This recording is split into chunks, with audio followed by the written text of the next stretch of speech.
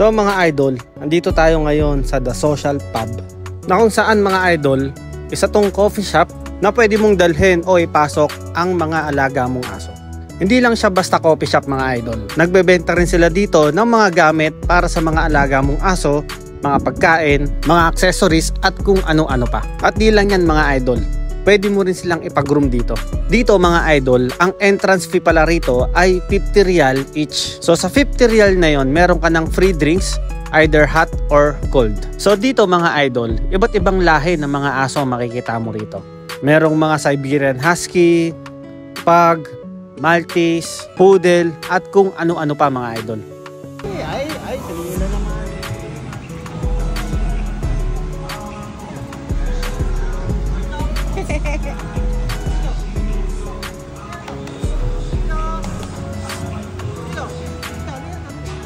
At dito mga idol, kung balak mong pumunta rito kasama ang iyong aso, wag mong kakalimutan yung passport nila or yung record ng mga vaccine ng aso mo.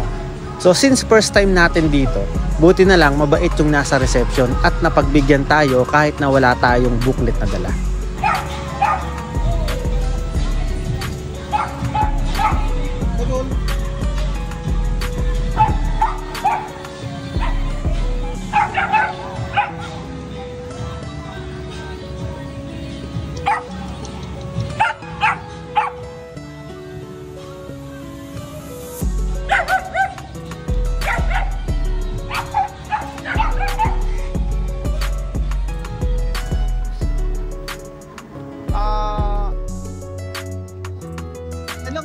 So ito na nga mga idol.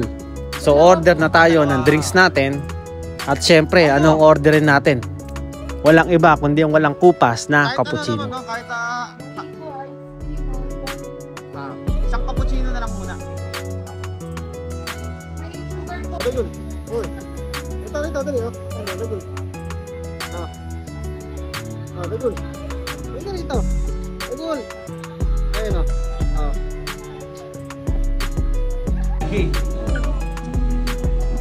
Hayo. Alas ya, tío.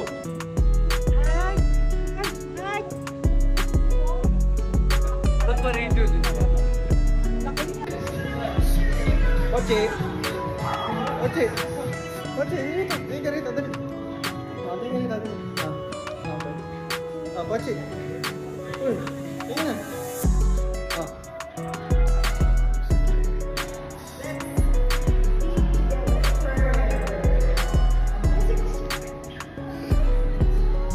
Oche.